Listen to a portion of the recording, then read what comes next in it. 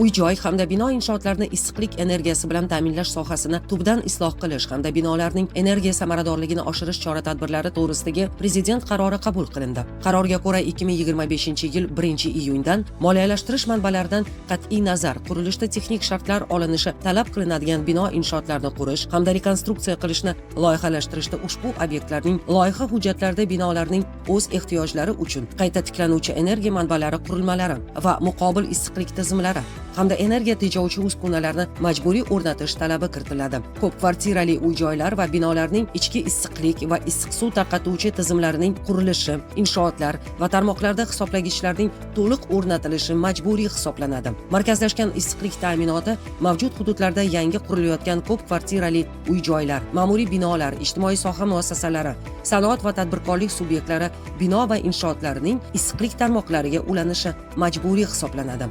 Xalqaro shartnomani tasdiqlash to'g'risidagi Prezident qarori qabul qilindi.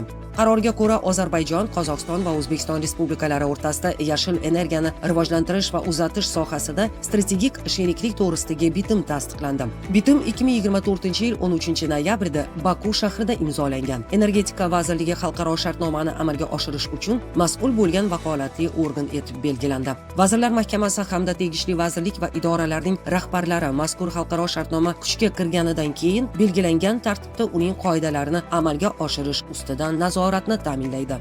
Imom Moturidiy tavalludining 1155 yilligini keng nishonlash to'g'risidagi Prezident qarori qabul qilindi. Qarorga ko'ra 2025-yilda Imom Moturidiy tavalludining 1155 yilligi keng nishonlanadi. Allomaning islom olamidagi obro' e'tibori va nufuziga munosib tarzda yuqori saviyada nishonlash bo'yicha quyidagilarni nazarda tutadigan chora-tadbirlar dasturi tasdiqlanadi. Jumladan, 2025-yil aprel oyida Samarqand shahrida Moturidiylik, bag'rikenglik, mo'tadillik va ma'rifat ta'limoti mavzusida xalqaro ilmiy-amaliy anjuman o'tkazish, xorijlik tadqiqotchilar o'rtasida Moturidiylik ta'limoti bo'yicha ilmiy tanlov o'tkazish, g'oliblar ishtirokida O'zbekistonda madaniy-ma'rifiy uchrashuv va seminar treninglar tashkil etish, Imom Moturidiyning Ta'vilot al-Qur'on va Kitob at-Tafhid asarlari va Moturidiylik ta'limotiga oid manbalarning o'zbek va xorijiy tillardagi ilmiy izohli akademik tarjimalarini nashr etish.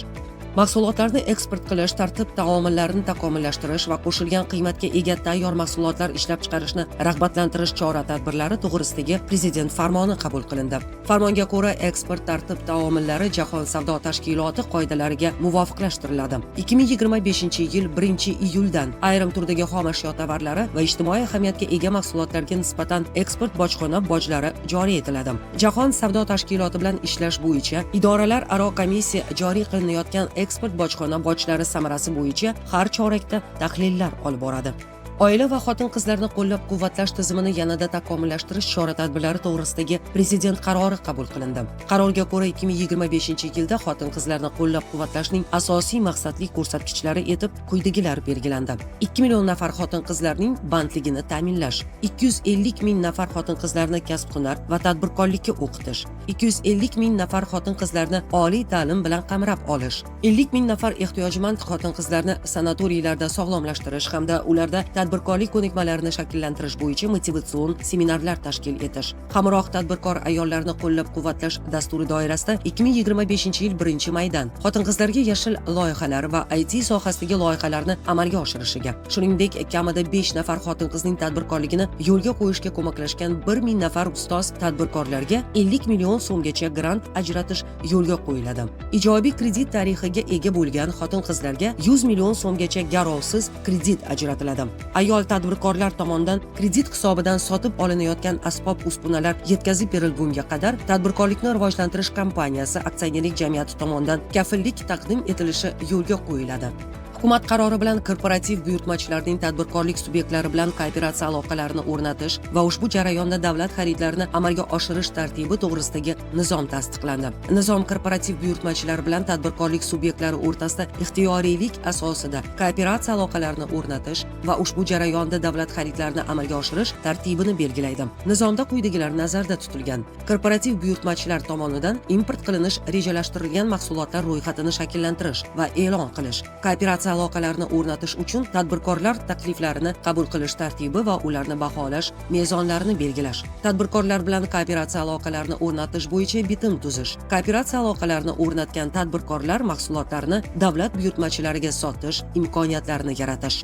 Xalqaro shartnomani tasdiqlash to'g'risidagi prezident qarori qabul qilindi. Qarorga ko'ra, Turkiy davlatlar tashkilotiga a'zo davlatlar hukumatlari o'rtasida raqamli iqtisodiyot sohasida hamkorlik to'g'risidagi bitim tasdiqlandi. Bitim 2024-yil 6-noyabr kuni Bishkek shahrida imzolangan. Istiqbolli loyihalar milliy agentligi ushbu xalqaro shartnomani amalga oshirish uchun mas'ul bo'lgan vakolatli organ etib belgilandi. Vazirlar Mahkamasi hamda tegishli vazirlik va idoralarning rahbarlari ushbu xalqaro shartnoma kuchga kirgandan so'ng belgilangan tartibda uning qoidalari bajarilishi ustidan nazoratni ta'minlaydi. Hukumat qarori bilan Vazirlar Mahkamasining ayrim qarorlariga o'zgartirish va qo'shimchalar kiritildi. Kiritilgan o'zgartirish va qo'shimchalarga ko'ra elektron hisob varaq faktura va elektron tovar transport yuk xati birlashtiriladi. Ayrim sohalarning o'ziga xos xususiyatidan kelib chiqib, tovar transport yuk xatini rasmiylashtirish tartiblari belgilandi. Bunda tovar moddiy boyliklari yuklab jo'natish bilan bir vaqtda realizatsiya qilinganda elektron hisob varaq faktura elektron tovar transport yuk xati bilan birlashtirilgan holda rasmiylashtirilishi mumkin. Ammo quyidagi hollarda elektron hisob varaq faktura bilan elektron tovar transport yuk xati birlashtirilgan holda rasmiylashtirilmaydi. Tovarlar transport vositasidan foydalanmagan holda, shu jumladan jamoat transportidan foydalangan holda, qo'lda yoki maxsus qurilmalar, arava, eskalator va qonunchilik hujjatlariga ko'ra davlat ro'yxatidan o'tkazilmaydigan boshqa qurilmalar yordamida tashilganda, yuk jo'natuvchi tomonidan tovar yuklab jo'natish bilan bir vaqtda realizatsiya qilinganda.